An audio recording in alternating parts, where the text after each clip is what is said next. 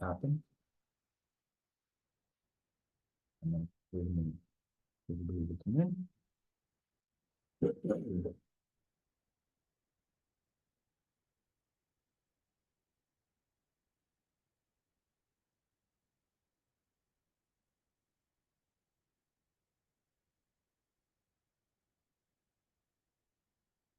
Hey, everybody, I see everybody signing in and coming on. We're going to wait a minute for everybody to log in, but if you're here for the Champagne Palmer webinar with the Somm Journal, you are in the right place.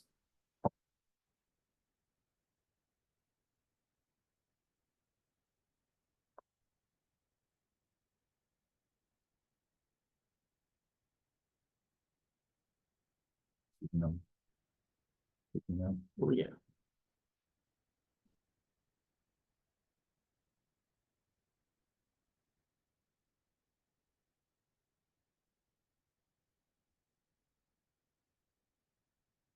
Hey, everybody, thanks for logging in. We're going to get started shortly.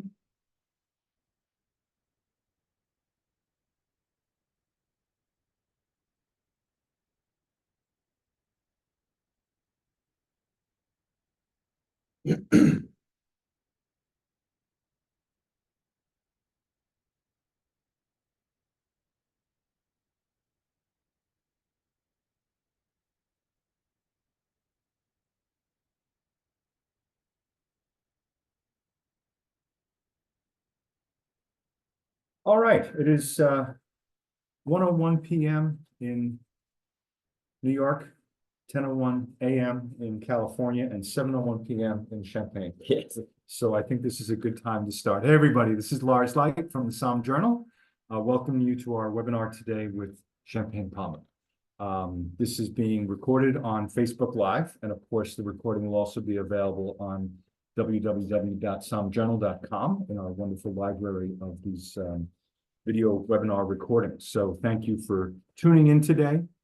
Those of you who were able to register through Somm Foundation have received a bottle of Palmer Blanc de Blanc at home for you to taste with us. And we're going to be tasting through. Unfortunately, I have to taste more wines than you today. So I apologize for that in advance, but we will definitely be tasting one of those wines together with the 60 of you who qualified for that registration. So welcome, everybody.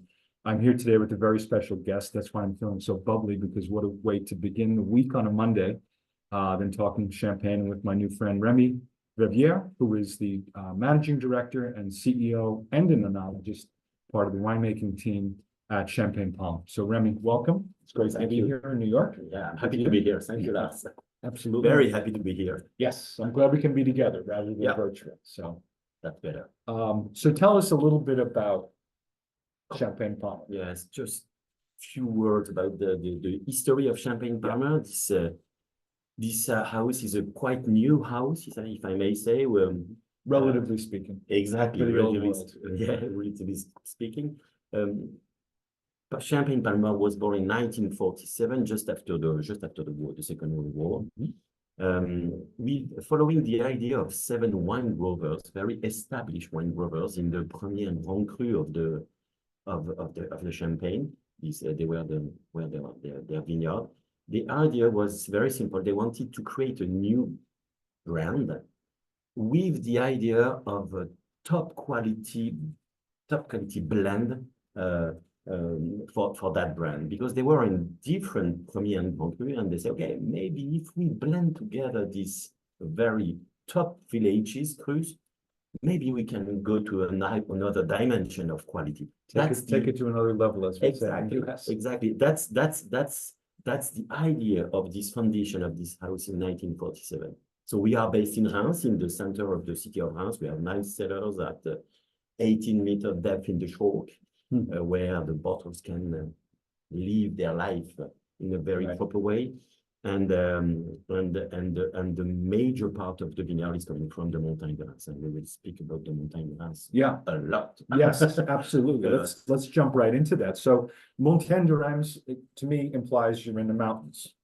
It's a relative term, I understand. Yes, relatively, because it's not so high. We are not in the Alps, but in this region of Champagne, where the landscape is quite flat, you have this Montagne de Reims. It's in the north of the region of Champagne.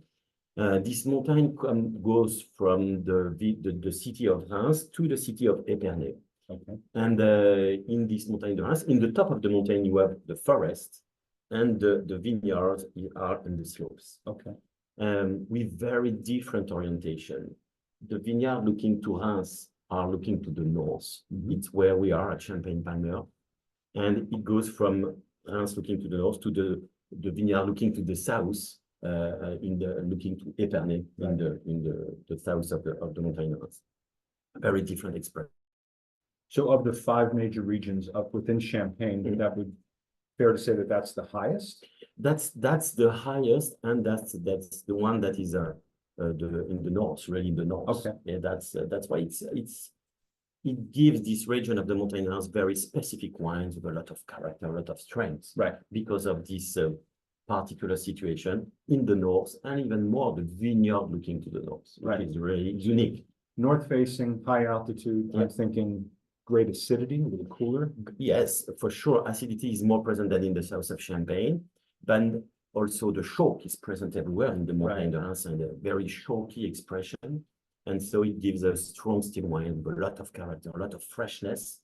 And with this kind of wine, one of the essential things is time.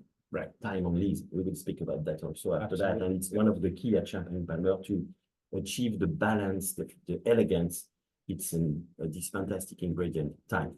So one of the things I know about Montagne de Reims is that it is an area where there's a lot of Pinot Noir planted. Yes, that's the Pinot Noir is everywhere. It's a sea of Pinot Noir, and you have this island of in the east coast of the Montagne de Reims where you find Chardonnays, and it's a very specific Chardonnay of the Montagne de Reims where we will have expression in all the wine of at Champagne-Palmer, very very unique and very strong in terms of impact in the DNA of this house. So a world of Pinot Noir and island of Chardonnay in the east coast of the Montagne. It's very specific. You could almost call it an oasis. Yeah, exactly. Better. So not to torture everybody, because we do want to get to the Blanc de Blanc soon so that everybody can enjoy the wine. I always say we will sound more interesting if they're enjoying wine with us. But let's start with, you brought a few other wines that we're going to talk about. We'll get to the Blanc de Blanc that our 60 lucky guests have in a moment. But what do we have to taste first? First, definitely it's the Brut Reserve that we recently renamed La Réserve. It will happen in the market in the US very soon. Okay. But it's the same wine. It's just the name that has changed. Which is the cuvée which is iconic from Champagne-Palmer. That's the flagship of the house. I will never say that it's the entry level of the house, because it takes a long time to achieve this fantastic blend, believe me, and so it's really iconic. In this blend, where it's always the same at Champagne-Palmer, we like the balance between the Chardonnays and the Pinots, and the Chardonnays are very present, more than 50% in the Brut of Palmer, 50 plus. After that, you have the Pinot Noir, 30 plus, and the rest in Meunier. We are not very strong in Meunier because, in Champagne, the terroir of Meunier is really in the Marne Valley, and we are not strong there. Right. We have Meunier, but coming from the Premier Cru of the Montagne de Reims, where you can find the 2 grape varieties, Pinot Noir and Meunier, in equal proportion there. And reserve wine. That's why we call it La Réserve now, because reserve wine are essential. It's more than 30%. It goes from maybe 30 to 40+% in the blend, depending of the year. And this reserve wine, which is specific at Champagne-Palmer, it's these reserve wine are the blend of the Brut of the year before, 2 years before, 3 years before, sometimes 4 years before, that we use as reserve wine to maintain the consistency, the style of the house. It's like a perpetual reserve of reserve wine. Right. And we do that from like this since the beginning. It's like we manage the reserve wines. It's not unique, but it's very strong at Champagne-Palmer doing that way. And that's why we put the finger on this reserve wine, calling this bottle La Réserve now in the market. Okay. Time only is also. Yes. We mentioned the time, but it's essential. You know, in Champagne, 15 months is the legal time on Right. lease. For the Brut of Palmer, it's 4-5 years on lease. Wow. It's a long time. And we do that not for fun, because if I take my hat of CEO, I would say it's very expensive. Of course. But if I take my hat of enologist, I would say that's essential. Right. It's the time you need to achieve this finesse, this balance, this elegance that we want to have in your champagne. So time is essential.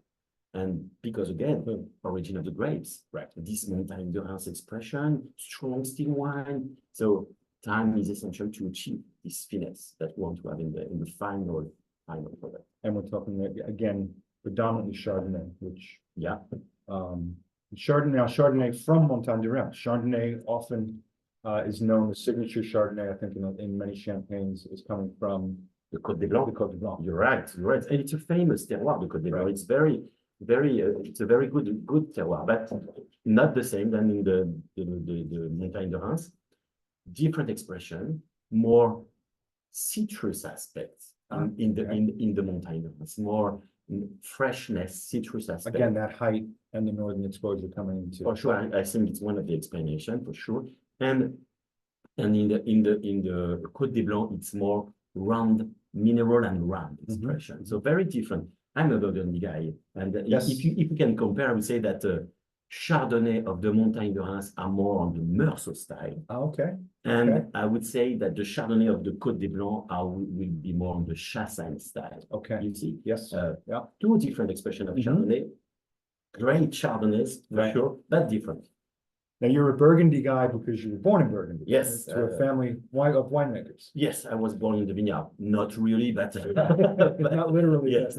My brother runs the family domain that we have in Pouilly-Fuissé. Yes, and yes, I always been in the vineyard, and I like that. I like taking care of wine. I like. How could you not? Yeah, that's. And now I understand you, so you are part, in terms of winemaking, you're part of a team that has no leader, but a partnership. Yes, it's we are 5 enologists, the chef de cave, me in terms of the 2 guys and 3 ladies also. Okay. And this team takes all together all the decision regarding the wine, meaning we rate all the rates, all the vats that we have to vinification, and we do the blend together, we do the dosage of each cuvée together, and we decide when we put on the market this vintage and the other one, everything. And there is no shift on that team. It's really essential to, to be sure that we try to be sure that we take good decision in terms of blending. When you blend, it's fun. It's a lot of fun, but it's very anxious. We are anxious to do this. Do you fight? Yeah. No. But we have to be all agree. If we disagree, it means something. It means that we continue to work. It means that it's not finished. Right. So jury.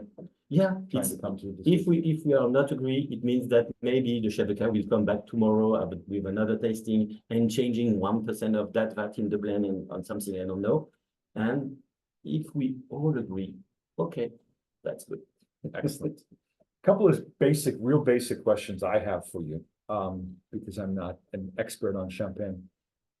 I was told you should not swirl a champagne glass when you're tasting. Again, I'm a Burgundy guy, so I do. Okay, that's what I say. It's a wine. It's a wine, Right. It's a wine. We are in the world of wine. Yes. So for me, I do that like wine. Right. And I always consider champagne like wine. Of course. Yeah. So that's Thank you. Sure. And we're drinking it out of a white wine glass. Yeah. We're a champagne wine glass, I should say, not a flute, not a coupe. There is the history with the coupe, there is the tradition with the flute, and there is the way that when you will enjoy your wine.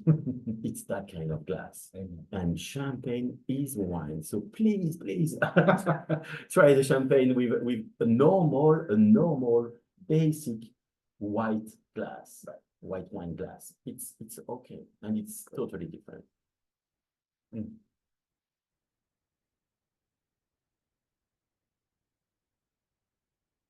The citrus just jumps right out. Mm. Pompelmo, I want to say this in Italian, grapefruit, Mm. almost a little bit of grapefruit pith. This very citrus notes. Yes. It's not lemon, pure lemon. It's not aggressive. It's more citrus, Mhm. like grapefruit, is as you mentioned. But ruby red grapefruit, a mild grapefruit, Yeah. not that tart. Yeah, exactly. And this freshness is really the one of the characteristic of Champagne Pamela, but also it's a wine. It's wine of the in the mouth. Right. It's very long. Mhm. It's we always say that at Champagne Pamela that we never compromise. We want everything. Right. And we can because we play the art of blending. Mhm. So we want to have the freshness, we want to have the length, we want to have the structure, and we will have all the three, always. Perfect balance. And if we don't achieve that once, okay, work again, play with the art of blending, adjusting, we can work. It's the magic of the world of champagne. So you can be very precise and demanding in terms of what you want to achieve because of this, thanks to this art of blending. I definitely get, the attack is definitely that beautiful round citrus, but then it yields to sort of an apricot, little pear. Fruit expression of the mouth. Absolutely. Yeah. And the finish is that brioche. And a little bit of bitterness too. Yeah. But the kind of bitterness I like, it's not a bad word, bitterness. It's not. While it's elegant, it's so good, it makes you salivate. Right. It's like when you have an almond, it's that Yeah, little bit of yeah, bitter almond yeah. finish to it. It It's, just brightens like everything that. up. I like that. One glass calls for another. Yeah, that's a good way. That's a good way. It's beautifully balanced. To me, right now, it's not an extremely aromatic wine. It's got great complexity on the palate. If anything, on the nose, I'm getting a little bit of that apricot, but the citrus doesn't jump out at the nose. This is the kind of wine that you can have for any moment. You know? Easy for aperitif, but if you want to take the bottle for aperitif to the dinner, just do it. Sure. It's very easy. Mhm. And also, that's also the style of Champagne Pamela, because it's an easy champagne. It doesn't mean that it's easy to produce. It means the opposite. To achieve the fact that it's easy to drink, it means balance. It means no aggressivity. It means long lasting. It means all these parameters has to be managed to achieve this very easygoing champagne at the end. So it's easy going, but every sip, sort of that mix of flavors changes on my palate. It's very complex and yet and it keeps you on your toes. Because of time of lease, you know, because thanks to this time of lease, you have the revelation of the wine. It's a process, and the first aromas and the second in the mouth, and after 1 or 2 or 5 minutes, another expression more on the aging. After that, 5 years on lease for that one, it means something. It's not a basic champagne. Right. So you have this range of aromas that will arrive, one by one, and that's nice to listen. What I also love is the temperature that we're drinking it was taken out of the refrigerator maybe about 10 minutes ago. 10 minutes, that's enough. 10 minutes. So it's not frozen into a stupor. It's expression. It's very expressive. But my way of doing this, it's I you know, when I am at home, I open the bottles out of the fridge because I know that when you pour into the glass, only 5 minutes after that, wow, the temperature will increase so fast. So you will enjoy the different level of evolution of this temperature. So I prefer, you know, letting the bottles quite in the fridge. Starting that way. Yeah. And after you pour, and especially if it's that kind of glass, with a large glass. Like a good conversation, it warms up with time. Yeah, exactly. With friends or family, it's always easy. Absolutely. Well, let's taste what at least 60 of you have to taste with us, which is let's go for the second one, right? The second one is the Blanc de Blanc, the one that some of you have on the hand. Blanc de Blanc of Palmer, it's maybe a star in the range for us. And It's funny because we are in the Montagne de Reims, well known for its Pinot Noir, Mhm. and we are also very well known for our Blanc de Blanc, which is Chardonnay, obviously 100%. And it's because these Chardonnay are coming from the Montagne de Reims, very unique expression in the world of Blanc de Blanc. We spoke about the fantastic terroir of the Côte des Blancs. Yeah. We are not there, historically speaking. That's it. We are in the Montagne de Reims, and we have another expression of the Blanc de Blanc. And I think it's quite unique in the world of Champagne, having this very strong expression of the Montagne de Reims, and it makes our Blanc de Blanc showing very, very well in the world of Blanc de Blanc, well known in Champagne. I've heard this wine described as a quintessential example of its type, of the Blanc de Blanc. Yeah, it's not 100% the Chardonnay coming from the Montagne de Reims. It's 100% Chardonnay. Yeah. 85% are coming from the Montagne de Reims, Okay. and 15% around are coming from the region of Cézanne in the south Yeah. of Champagne. The idea there is to, to balance a little bit this very strict expression, citrus that we have on the Montagne de Reims, with this Chardonnay more rounded, more on the fruity aspect that are coming from the terroir of the Côte de Cézanne. Okay. That's the historical recipe, I would say, of Palmer, and we respect that. It's how it is and how it has put this Blanc de Blanc on the top of the scene for the Borat Blanc de Blanc, so that's nice. That's fantastic. Again, not an overwhelming bouquet to it, subtle. Get a lot of minerality already on the bouquet. And again, this very citrus grapefruit expression, and very refreshing and delicate in the same time. That's the balance I like to have. Yeah. Something fresh, but absolutely not aggressive. Only refreshing, only making you salivate, making you happy with this freshness, but no aggressivity. It's very subtle. It's I like that. A little bit of almost candied orange peel. Yeah, right. I like biting into the rind of the lemon sometimes. I'm an acid head.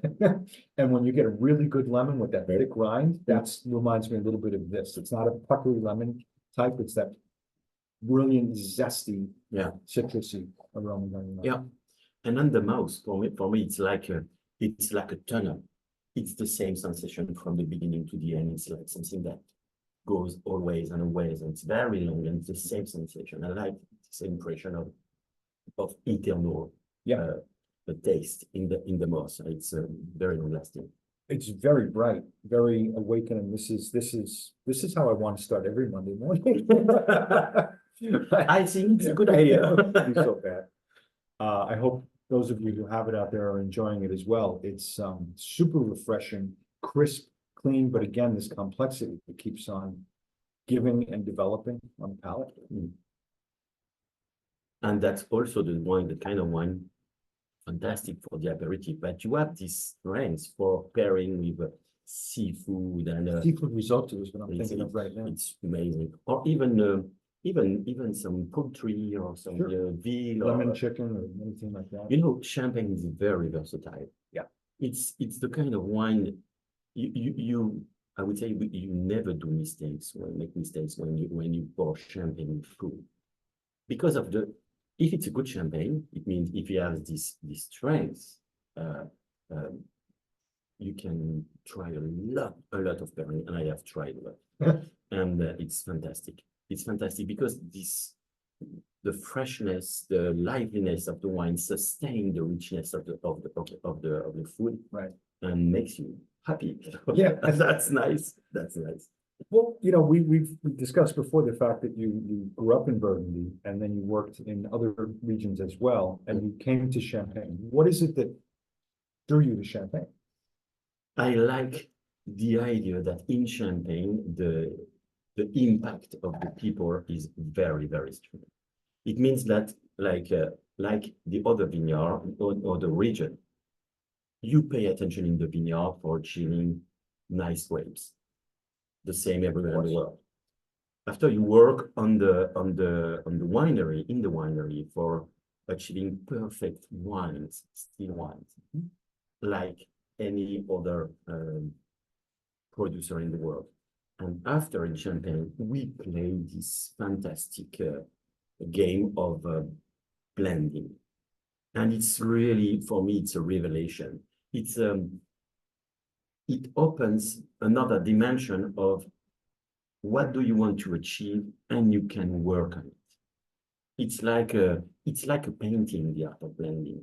You have all these different crews, the different expression in even in one vineyard. Sometimes you have the top of the hill and the bottom of the hill in one village, and it's different vats for us. So it means it's different expression of one terroir. And after that, we have all these expression in front of us, and we can build what we want to achieve. Is it the Brut? Is it the Blanc de Blanc? Is it a vintage? And we blend these different things together. So it's fantastic. And you never know how it will happen. Never, ever. Right. It's always a question of tasting. Sometimes you say, okay, this the chef de cave, Xavier, chef de cave, propose something, okay, a blend, being sure that it will be fantastic, and the tasting that, oh no, it's not good. Why? I don't know. Sometimes you change only 1% of one vat, and you change the total perspective of the blend. It's really magical. I've seen you describe it in your bio as an alchemy. Yes, I like that. I like the idea, and it's really Palmer to do that. No compromise. We want everything. We want a great wine. We want freshness. We want length. We want structure. We want the balance.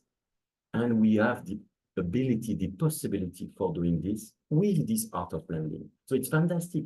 We can work. If you are not happy, you work again, and you will achieve something. So I like this idea that we can do a lot of adjustment, things, putting on the map all this terroir. So let me ask you one other question related to this. You've spoken about terroir and you've spoken about technique. This is something obviously we discuss a lot at the Somm Journal, in our webinars, in our seminars, in our copy. Which is more important, terroir or the technique, especially with Champagne? To my captain. You know, as I mentioned, we play the art of blending. Yeah. But for playing that game, you need to have different colors for your painting. So it's absolutely essential to reveal each terroir. That's why we do that at Palmer. We have maybe more than 200 vats different after the vinification. And each vat is one village or maybe a part of the village. And we will have all this expression of the terroir through a terroir or grape variety. And it's because we have these elements that we can work on the final blend. So it's really, really essential to have the expression of the terroir, and you can play the art of blending with that. Again, impossible to do a good blend or to play the art of blending if you don't respect the terroir. So absolutely, two are essential in Champagne. Excellent. And you really take technique to a whole other level with the ability of using the time on lees and the reserve wines. Absolutely, time on lees is essential.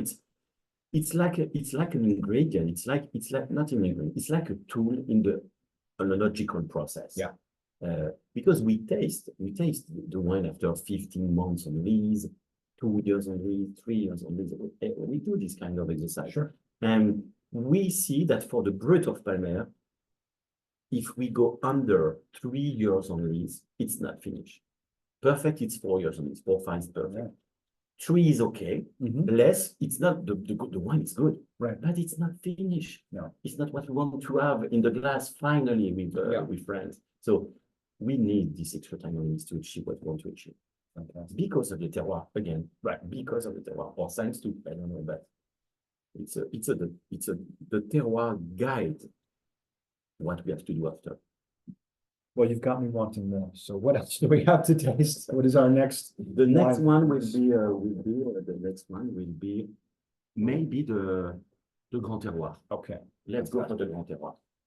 Speaking of terroir, obviously, Yeah. what's an important factor here? Grand Terroir, it's the vintage expression of Palmer. Okay. And the vintage expression of Palmer, it's 100% the Montagne de Reims. So it's 100% Premier Cru and Grand Cru. It's always the balance between the Chardonnay and the Pinots. This cuvée is the same, has the same spirit that the first cuvée that has been produced in 1947 by the 7 founders. Okay.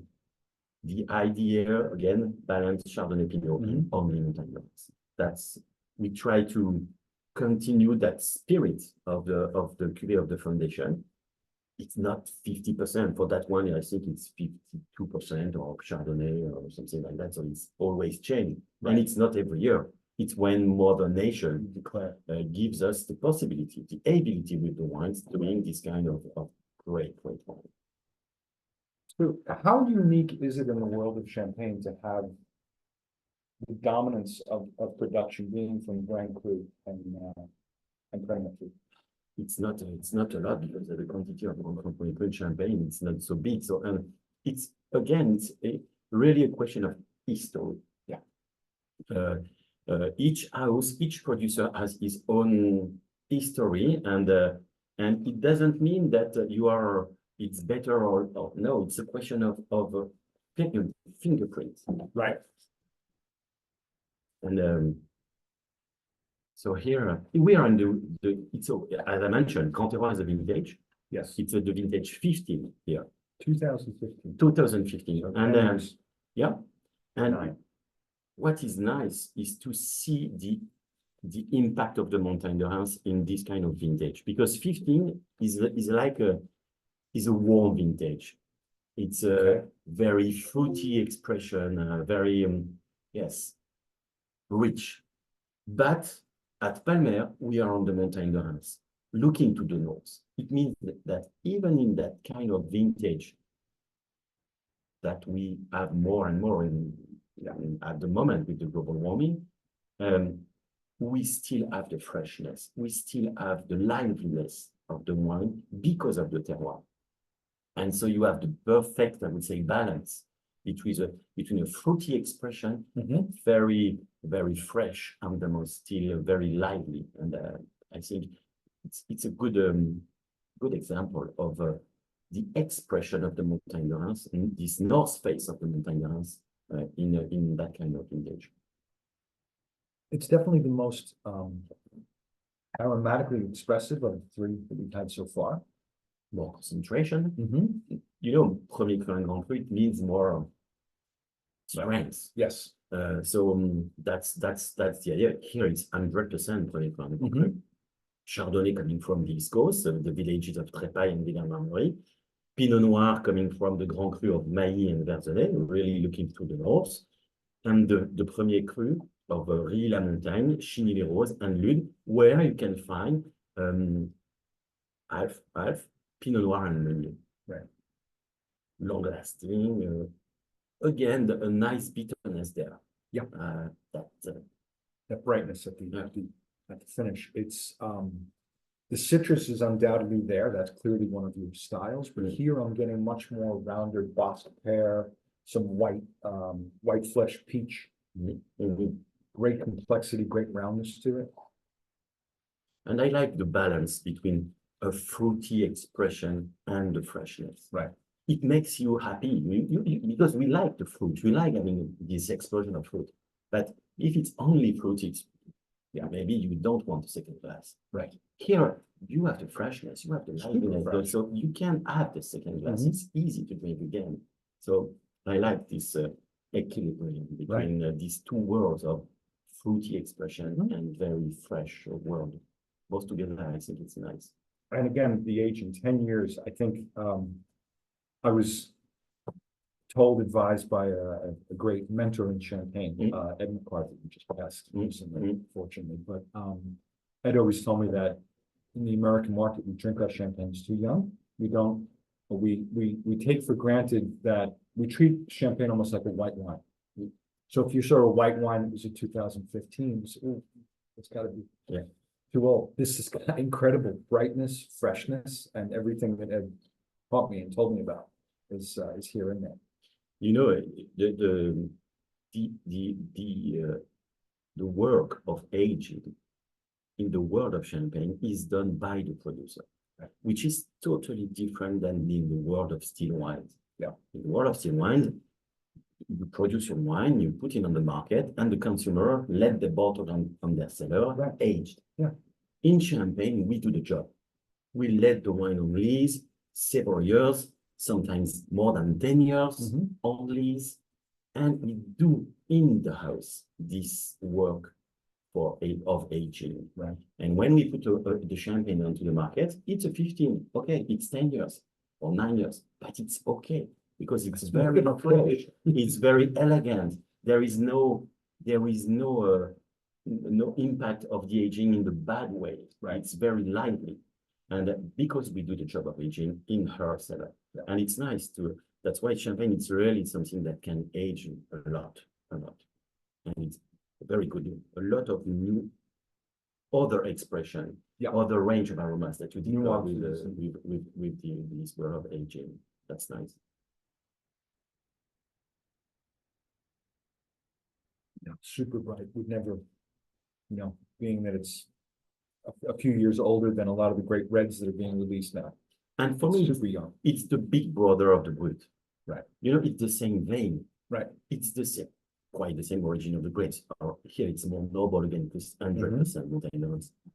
But it's the same idea with more concentration, more depth, more freshness, more everything in a specific year. But it's the kind of, it's the same family, definitely. If you like the Brut, normally you like the Grand Terroir. So far, I like them all. because it's the same vein. Yeah. With more. It's just really focused in, a little tighter focus. Yeah. I want to say a little bit more intense Mm. of a focus. Yes, more everything. Yeah. That's really, when I say that, I think it's really what we think when we do this blend. Yeah. More everything. Mm-hmm. More freshness, more length, more structure, more everything. And the balance. Yeah. Always. If it's not balanced, well, it's not good. But if it's balanced and you have everything more, you achieve this kind of wine with everything a little bit more. Absolutely. That's what we love in America. No. We love human friends. It's human nature. How could you not? Exactly. It's pleasure. So speaking of more. Yeah. Come on, what else do you have? Let's go. Maybe we can go to the rosé. I love rosés. Now you've got a word here on this label that I normally would associate with who were drinking a fine Jerez, a fine sherry. The word Solera. Yes, we call rosé Solera, because we do the rosé in a very unique way. I think we are the only one in Champagne doing this. I'm pretty sure. It's a rosé of blend. It's not a rosé de saignée. Right. It's a blend rosé. So it means that we have to produce red wine. And how we produce the red wine? Every year we produce a red wine in a very Burgundy style with a lot of attention. We make using any pump, with a lot of delicacy. Right. For achieving a red wine. Okay. And this red wine of the year will go on to barrel, and a very old barrel for the micro-oxidation of the wine. No, we don't want to put the taste of the barrel, we just use as a tool in the vinification. You want the wine in the barrel, not the barrel in the wine. Exactly. I like that. I like that. And after that, after this aging on the barrel, these wines of the year will refresh a Solera of red wine that we began more than 50 years ago. So it's not a baby Solera. No. And we will refresh about at 15–20%. Again, we taste to see that. So it's a legit Solera. Yeah. And we call it Solera, but it's more a perpetual reserve than the real technically speaking, the real Solera that we find in the south of Spain, with Right. the different layers of barrels and everything. It's more a perpetual reserve, Mhm. but it's the same idea of that the new wines of the year will refresh the old wines of the past, and you do it in the same way every year, again and again and again and again. Of course, so now we have been this for more than 50 years, so it's a long story. Yeah. And after that, when we have this refreshed Solera, we will use this fantastic tool like an ingredient in the blend Right. of La Réserve. Right. And we use as 7-8% in the total blend. We add this Solera in the blend of La Réserve for achieving the Rosé Solera. The funny thing is that we do that in black glasses. This blend, Okay. we have discovered that it's very difficult to avoid the Quite impact oxidation, of the right. color Right. when we do the blending. Mhm. For choosing if it's 6% of Solera, 7 or 8 or 9, it's more right than that. But so to avoid that, we do this blending in black glasses, and we do this exercise focusing only on the nose and the palate for achieving the Rosé Solera that way. You have been with Palmer for how many years? 14 years now. How have you seen the Solera evolve in those 14 years? Very slowly, you know. Yeah. It's fantastic, this wine. And if you come at Champagne, I will taste it. I will tell Okay. you the Solera in the promise. back. It's really, really good. Yeah. Because you have these two worlds. You have this world of aging Mhm. plus this world of new red wines with the Right. fruity expression. Right. And in the same time, this range of aromas like spicy notes like cinnamon, vanilla touch, coming from very old red wine. Yeah. And in the same glass. So it's really fantastic. That's the idea of what we want to achieve in the champagne, in the Rosé Solera champagne. We want to have these two worlds in one glass. Right. The fruity expression plus this spicy notes coming from the past. And as you can see, we don't care about the color. The color is that beautiful, almost onion skin, very pale. We don't focus on that. No. We don't pay attention on the color. I mentioned that. We do that in black glasses. Yeah. It means we are more on the we are very Côte de Provence style at the moment, Right. but so it's very it's nice at the moment, but we don't care about the color. We focus on the nose and the palate. We want these two worlds all together. And it's very unique in terms of rosé. That's why it goes quite good now for rosé in the world. The nose is completely different than everything Yeah. I've had. I'm getting, again, those spices that you mentioned. I don't know if it's power of suggestion, but nutmeg. Again, the citrus is there, but it's there in almost an aged way, a mature way. No, in the Dry blend, way. you will see that in the mouth. You have the Chardonnay, it's quite a great proportion of Chardonnay, 40+%. So you have the freshness, definitely. And you have this world of spiciness, like a Christmas spice. Yeah, You know, Christmas spices, the exactly. Christmas cake that you have in Yeah. I was in Siena last week, so I wanted to say Panforte, Okay. right, which is all those spices and dried fruits and nuts brought together, and that's exactly what I'm getting here. Absolutely beautiful, round, complex. Now you're going, if you're talking about food pairing, you're up a notch. You're onto roasts, roast game, bird. A lot of good company with Mhm. that. Anything with herbs. Yes, or basically at the aperitif with a nice Serrano or Pata Negra. Oh my gosh, so good. Yeah. No, but very easy. Just only the like this. It's so good, very simple and so good.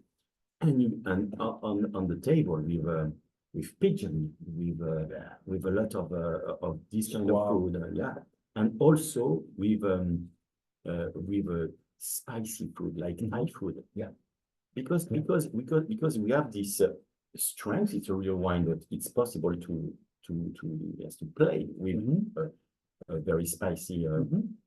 dish, but in the same time, this spiciness coming from the past is Yeah. really, it pairs well with this kind of food. So I have tried a lot of pairing, and it's with the rosé you can really play. Oh, yeah, I can It's see that. fantastic. Great complexity. There's a lot of almost dried raspberries, Right. dried strawberries. fruit aspect. Yep. Coming from the more the young wines. Right. You know. When you are on the fruit, it's more on the young one. And when you move to the spicy note, it's more on the red wine coming from the past. Now, are we all Pinot Noir here? For the Solera, yes. Okay. For the Solera, yes, but in the blend, it's the blend of La Réserve where we will add a proportion of Solera. So in the final Technically, blend, this is- you have some menu there, but Yeah. coming from the still wines and not coming from the Solera system. Right. The Solera system is really Pinot Noir Okay. focus. The idea of this fruity, this fruitiness coming from the very ripe Pinot Noir. So it's a selection of grapes, selection of parcels that we will use for this special vinification. Right. We want the difference between the Burgundy style. I would say that in Burgundy we will let the wine, during the vinification, in the vat extraction, will stay 2-3 weeks. Here in Champagne, it's 1 week. We don't want the second phase with the extraction of the tannin coming from the alcoholic Right. situation. We don't want the tannin. We want something very elegant, very easy to drink. So that's why we stay at 1 week, 1 week plus in terms of vinification of these white wines from Solera system. There's a very this is a simplistic comment. There's a simplistic way of pairing champagne. If it doesn't go with another wine, pair it with champagne. This is not the case with this wine. This is a wine that screams for very certain, very specific matches. As I said, game birds, anything with dried herbs, anything with a duck orange, or anything along those lines. This is something that is not just an excuse to pair it with champagne. No, this is a wine that is clearly calling out for certain food pairings. And it works so well. Yeah. It's a good experience, very good experience. And again, that freshness is still there. And believe me, only the aperitif, we only the Patanega or a good Serrano. Okay. It's very easy and it makes a difference. Yeah, it's very fun and a lot of pleasure for sure. Now, how do we wrap up? How do we close this? I think we will go to the past a little bit. I love Not too past. much, but a little bit. We go to the world of collection. Here we have a collection of 2000. So what is collection? Basically, when we produce a vintage, we never sell all the bottles. Okay. A part of the bottles will be put aside in the cellars for the future. And we have this treasure at Champagne Pameur coming from the past. We still have some bottles coming from the real beginning, 1947, only 7 bottles, so it's not okay. But each vintage, we have not each vintage calendar speaking, each vintage that we have been able to produce in terms of what Mother Nature gave us in the past. And so we keep these bottles not on leaves. We riddle them. It's technical. It's when we think that we judge that the aging is okay. The leaves is maxed out. Yeah. Okay. Now what we want to do is to freeze the time. We want to block in it everything. And so we riddle the bottle. Okay. So the leaves are on the top of the bottle now. And it's like you seal a little bit more. So they're still there. Yeah, they're still there. And it blocks a little bit more the oxygen enter to the bottle, and the oxygen is the one for the aging. So we block a little bit the evolution. We let the bottle neck down like this for decades, and we only disgorge when we want to release these bottles. It means that we have allocation for the world. every year, and we will discard small batches of all these bottles, and it's manually done. Each bottle is tasted. One oenologist, he is there and tastes each bottle, a small quantity, Yeah. that tastes the bottles to be sure that, you know, Tough job. yeah, Tough job. and it's really difficult. Yeah. Because Sounds it seems to be nice, but Yeah. it's very, very difficult. Yeah. Because these bottles coming from the past, you have differences between the bottles. Of course. And we want to put on the market these bottles only when they are on the top. Right. So that's why each bottle is tested. Mhm. And so it's a guarantee for the consumer that it's not only aging, it's top.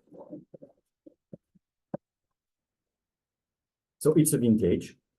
I would say same recipe than every single vintage at Champagne Palmer, meaning only Montagne de Reims, balance between Chardonnay and Pinots, always, expression of the Montagne de Reims, like the first vintage in 1947. So this is 2000. 2000 was a very important year for Champagne in the market because everybody wanted to celebrate the new millennium. I'm sorry. Yeah. Everyone wanted to celebrate the new millennium. Yeah. And since then, all we've heard from some of the sensationalists out there is, oh, Champagne, since 2000, it's been on a decline, and the Champagne is coming back. We don't know what the future of Champagne will be. What is the future of Champagne in this market, in the world market? I think in the Champagne has a long history of it's several centuries of history in the world. Yeah. So I think it's Champagne will stay Champagne. Champagne, you know, it's up and down the life of a category in terms of wine, but it's not fashion for Champagne. We do the same than decades ago. We do the same than centuries ago. So it means that we have this way of doing this behavior from the region, the process. It's a long story, and I'm really confident that the future for Champagne will be okay. Will be okay. We have Champagne like this. How did you not have the future? Here we are in the world of aging. Yeah. Definitely. Another range of aromas. We are on the aromas are teas and notes. definitely getting more toward that little bit of brioche that I spoke about earlier is taking a little bit of a forefront here. Yeah. Toastiness. Dried fruit and dried citrus. And so much going on. And it will evolve. This kind of wine has a great potential of changing in the glass, and 1 minute, 2 minutes, 5 minutes, 10 minutes, and it will definitely change. You will explore different range of aromas because of the richness of the wine. Definitely. There's a note. I don't want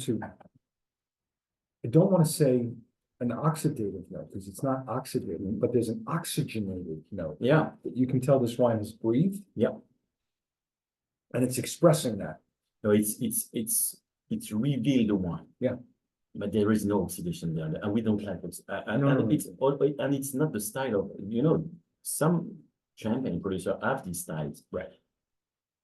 Everybody has his own style. At Champagne, we are not on that style. No. So we don't like oxidative style. No.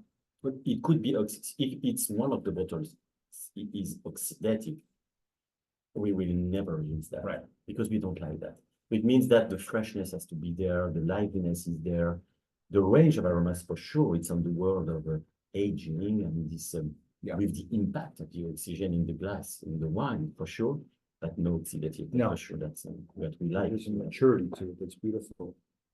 One of the hallmarks for Champagne, a lot of people talk about yeastiness. Now, I'm not getting yeastiness in any of your wines. Am I correct? I would say that it depends on what when you say yeastiness. Yeah. Because there is the young yeastiness, and the age yeastiness. Right. Red crust is aged.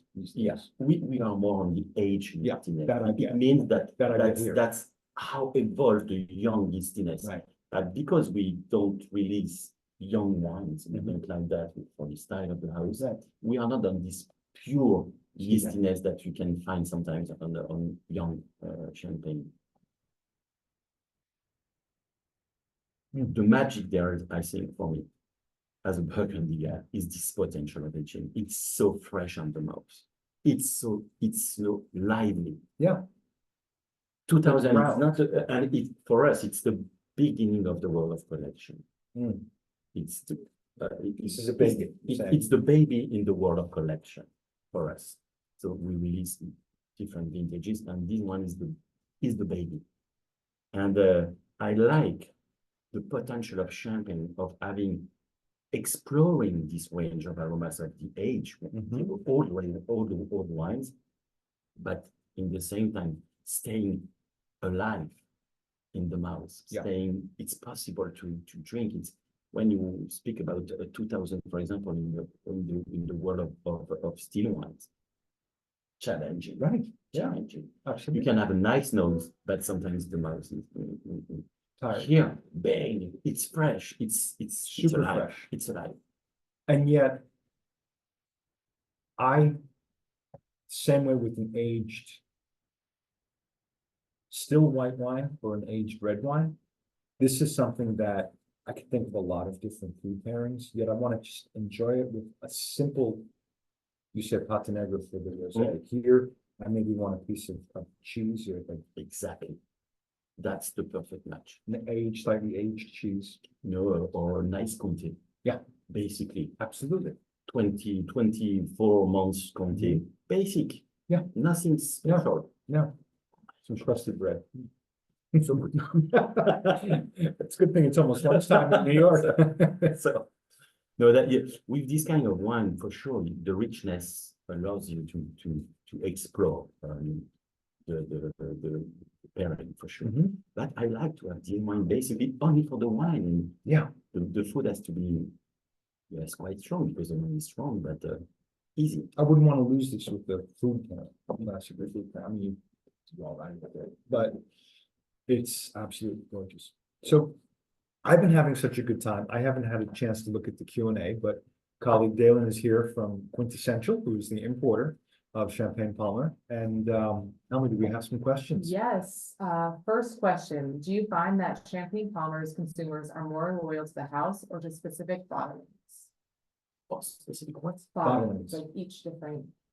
Types. Okay.